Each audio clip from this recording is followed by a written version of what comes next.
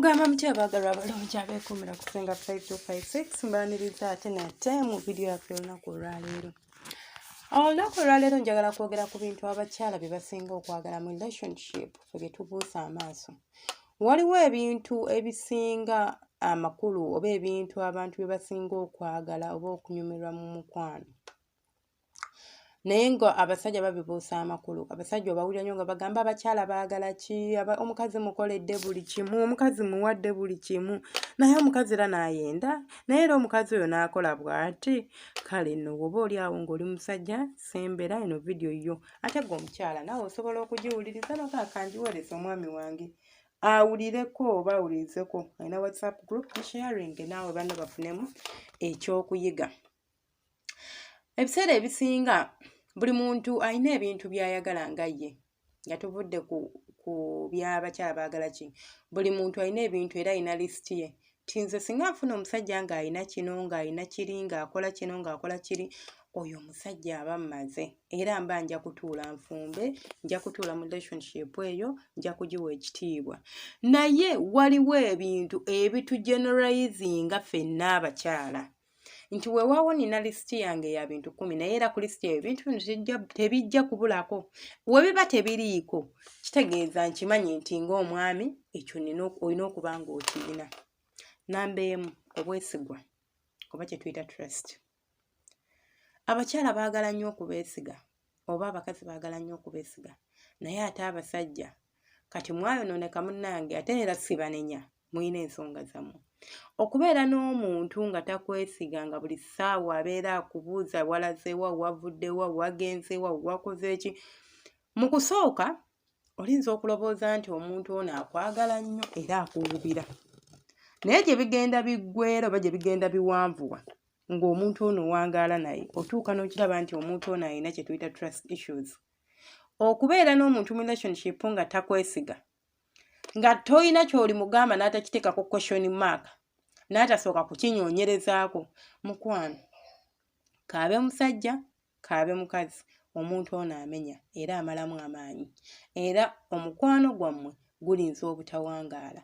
Bwe guba guwangadde emikwano egimu egiwangaala bwe gityo, omu ku mmwe yeesonyiwa munne, newabeera nga tewaliwo mukwano ogwo ogwa ddala, naye nga mwasigala kubeerawo oba kweraba bulabi. Ekitiibwa ye namba 2. Mukyala wo muwe ekitiibwa. Oba olowooza kubanga olina ssente, kubanga wamuwasa, kubanga oli wa bbeeyi, like oba oli muvubuka, oli ku campus, oba oli ku mulimu, like oli mulungi, weefuula nti oli wa ttabbo, kitegeera weetwalira waggulu, you don't care. Tomuwa kitiibwa, omutwala nga bw'omututte. Tojja kuwangaaza mukwano ng'omuntu gw'oli naye tomuwa kitiibwa. Olinza okugamba muwe ekitiibwa naye ng'ate tomuwa kitiibwa. Cause abantu abamu tukola ebintu nga tetumanyi, nga gw'olowooza by'okola birimu amakulu. Omuntu okumuwa ekitiibwa kitegeeza ki? Namba emu, kwe kubeera ng'osobola okumutegeezaako ebintu by'ogenda okukola nga tonnabikola. Nti teyeetaaga biwulira mu ŋŋambo. Cause nze kunze, I feel like I'm not respected singa nkizuula nti omwami wange kangenze kyengenda kinene. Naye kati kino kyabafumba, omwami wange yaguze poloti era ayina ne gy'azimba amayumba, naye nga mbiwulira mu mikwano. Ekisooka tonneesiga, kijja tuzaayo ku point namba emu. Ekyokubiri, tompa kitiibwa. Cause lwaki mba mbiwulira mu balala?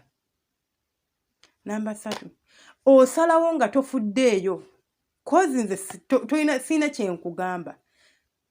Wasazeewo n'ogula, n'osalawo n'ozimba. Bwe tuba tulina abagenyi mbalabira ku mulyango. Ndi awo nange sitegeera bye ndiko. Siina kye njogera. Bw'oba oyogera nina kubeera nga nfukamidde mpuliriza ggwe. Yes, ebo. Ye mukama waffe. Ng'olinga mukama wange. Cause ne mukama wo, I believe, abeera alina okuwa ekitiibwa yadde mukama wo. Nze nga nze, eyo y'endobooza yange. Sigambye nti y'endobooza namwe ogamba mukama wo akuwa ekitiibwa. But omuntu yenna kankugereze nti okola ewantu n'onyumirwawo. Singa okola ewantu nga bakuwa ekitiibwa kyo, kijja kwanguyira okurespectinga abantu bano ate omulimu gwe gujja kunyumira. Era kijja kuzibuwadira okuguleka. So kye kimu. Ne ku bufumbo ba ne ku relationship. Singa oba mu relationship nga tebakuwa kitiibwa, kijja kwanguyira nnyo relationship eno gisuulawo otambule ogende. Lwaki? Kubanga tebikwatako. Tofaayo. Okitegeera tebakuulabawo. Number 3 is communication. Otuula n'owuliriza mukyala wo ng'ayogera. Omuwa akadde n'akubuulira ebimuli ku mutima. Oba gwe toyagala kumanya gwe kasita oyogera oba oyogedde. Omanyi communication ya njawulo. Waliwo okubeera nga oyogera but we are not communicating.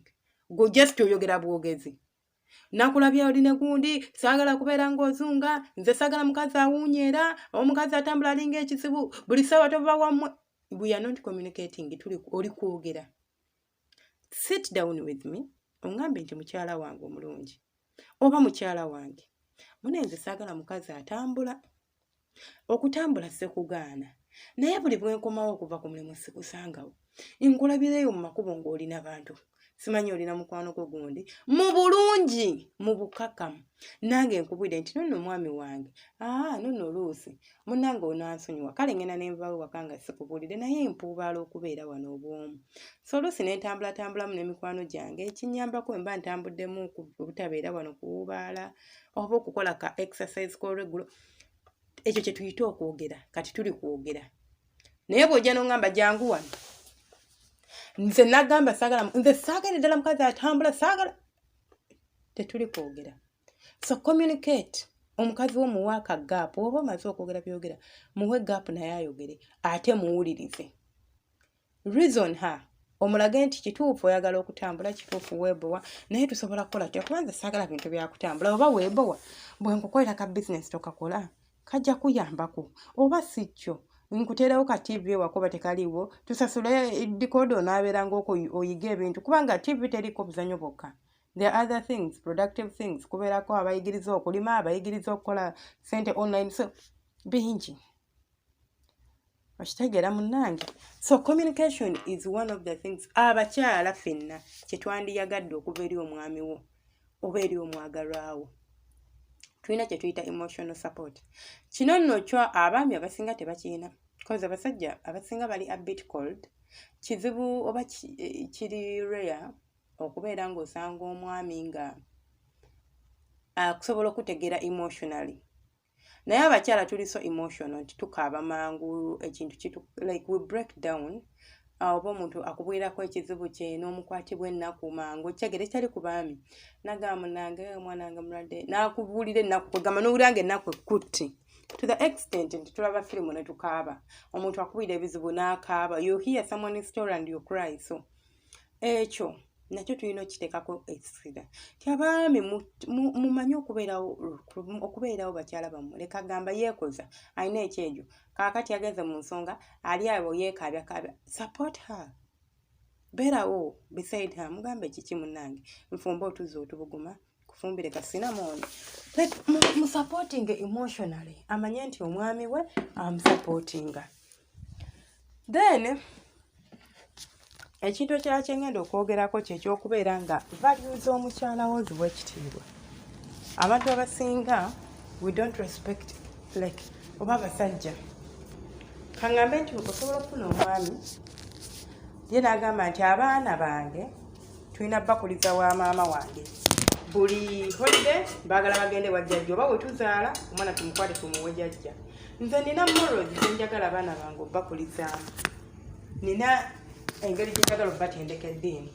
Naye tompaddeemu oba gaapu oba kitiibwa kubeera nga nsobola okugamba nti nange mbeerewo byensalawo ku baana batendeke byenjagala obatendeka. Gwasalawo eno holiday bagenda gyeri eno bagenda kukola bwekuti twogera ku bafumbo. So ekyo nakyo mbeere nga musobola okubeera nga mukitunuulira. Munsikirize nkome wano vidiyo yaffe nja kuba nkola ey'abaami. I believe nagikola erinza okuba gyeriyo ku YouTube. Tewerabira subscribinga, likinga no commentinga no sharinga. Omukama abankuumire temujjanga okwo mbaagala nnyo.